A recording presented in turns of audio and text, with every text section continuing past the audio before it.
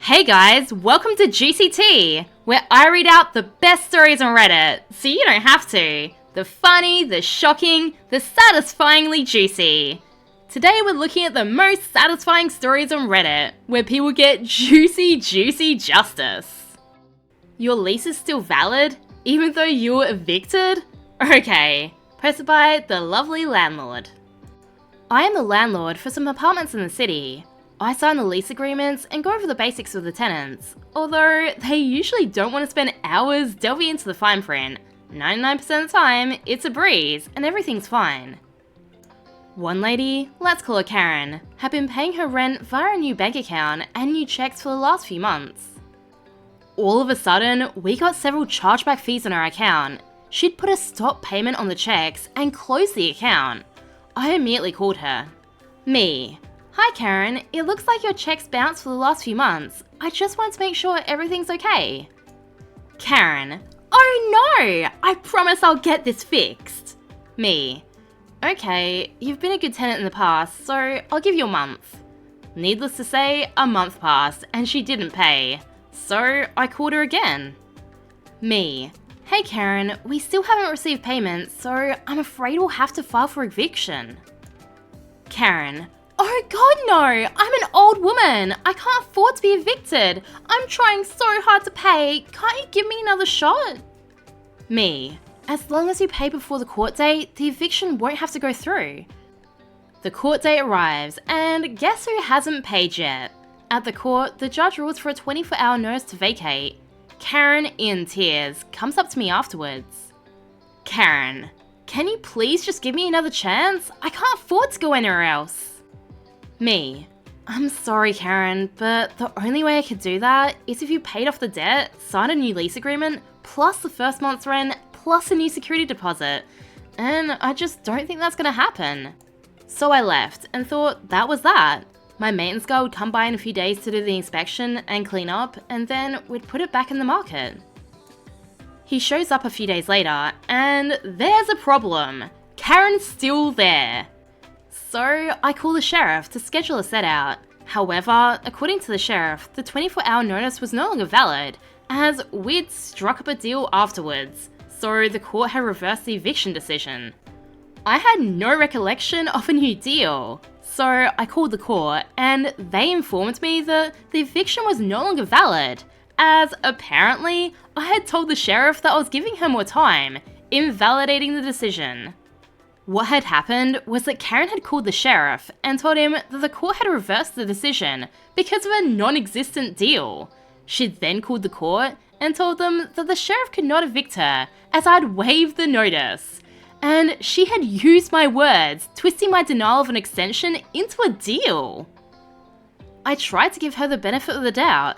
I sent Karen a new lease agreement asking for the debts in addition to the rent for the first month and a new security deposit. Her lawyer then contacted me. Yes, she has the money to hire a lawyer, informing me that, in fact, her old lease agreement was still valid, as my deal, you know, the one that requires a new lease agreement, invalidated the eviction decision.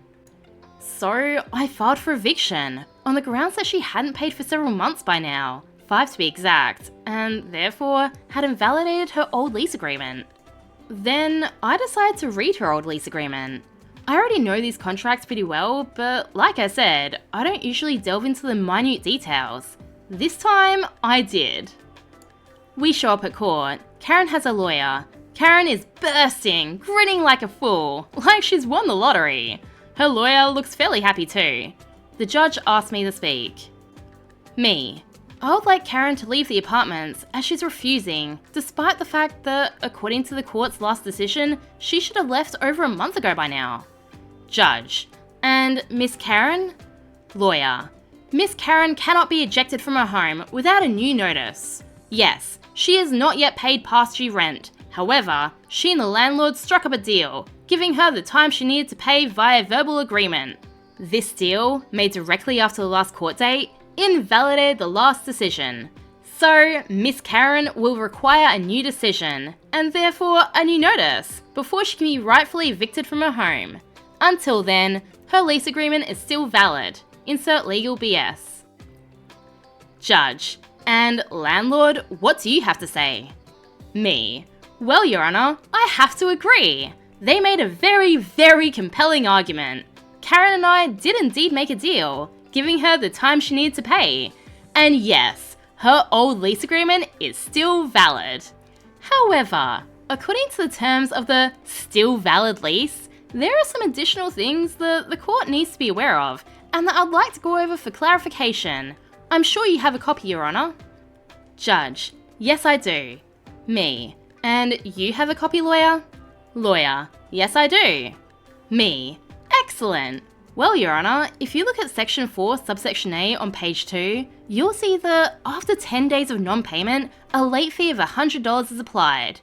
If you continue reading to Subsection B, you'll see that after 15 days of non-payment, additional late fees of $10 a day are applied until full payment is rendered. If you continue to Subsection C, you'll see that failed payments necessitate a chargeback fee of $50 per failed payment. If you'll continue, Your Honour, to page 4, Section 7, Subsection F, you'll see that if a tenant is in any way responsible for a loss of rent, including leaving the property in less than a move-in ready condition, failed payments, or lastly, a refusal to vacate in the case of an eviction, the tenant is responsible for payment of said lost rent, in addition to any other debts owed. Also, on page 8, Section 14, Subsection A, you'll note that the tenant is responsible for any and all legal fees resulting from the eviction process, including attorney's fees, such as the attorney I hired to help me review this lease agreement. At this point, Karen's lawyer has gone completely white. It's clear that he was more concerned that I would fight the whole deal thing than the terms of the lease that he thought he'd have to fight to keep valid. Karen looks utterly shell-shocked. Her mouth is slightly agape, like a small child confused by a game of peekaboo. The judge, meanwhile, is completely unfazed. Me.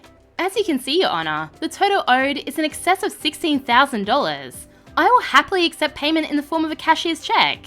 I'd hate to have to charge yet another $50 fee for failed payment should another personal check bounce. Judge. Lawyer, do you have anything to say? At this point, the lawyer looks like he's about to pass out. Karen seems to have stopped breathing. The judge remains silent for a moment and then collects herself. Judge. I'm afraid you'll have to address that matter of the debt in a different court than this one. We are here only to judge whether Miss Karen is to be evicted from her home today. Me. Oh, if she wants to stay, I'd be happy to let her, as long as she agrees to continue to abide by the terms of the lease agreement, specifically those clauses outlined above, and pays the debt owed today. Judge. I'm going to rule for a 24-hour notice to vacate, unless Miss Karen can produce payment at this very moment. Karen sits, still, speechless even. Her lawyer is eyeing the window. I like to think contemplating his decisions in life that led him to this point. Judge. Right then, a 24-hour notice to vacate. And landlord, you'll want to file those charges in small claims court, or a higher court if it exceeds the amount that you can legally pursue in small claims. Me. Already filed, Your Honour. Karen was evicted. The payout after all of it was about $20,000.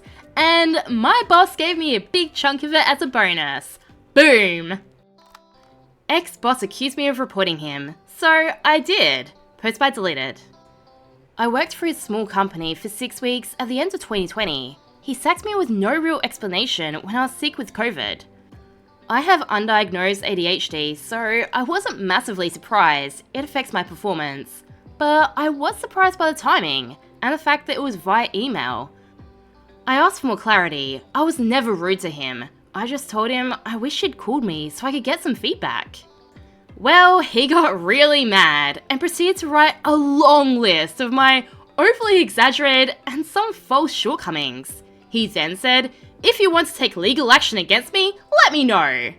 I didn't. I left it and moved on.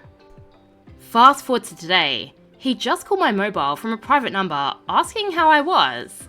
I was taken aback as we've had no communication since.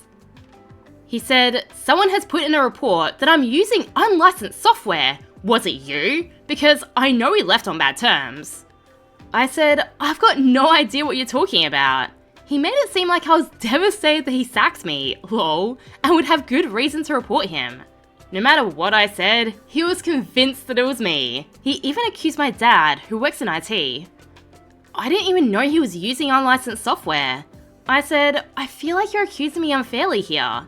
He raised his voice and shouted, "Why do you always play the victim? Stop playing the victim!" Probably in reference to the fact that I questioned the way he sacked me. It sounded so rehearsed that I honestly had to hold back laughter. Then he said, "I'm not accusing you, but you did do it, didn't you?" After the call, I realized it probably was unlicensed. We only ever use the student version of Autodesk, which is illegal when you're running a business. This combined with his accusation tells me that he was in fact breaking the law. I was so pissed off by his accusation that I actually did report him to both Autodesk and BSA. He'll have to run an audit and likely face a huge fine. He thinks I did it anyway, so what harm can one more report do?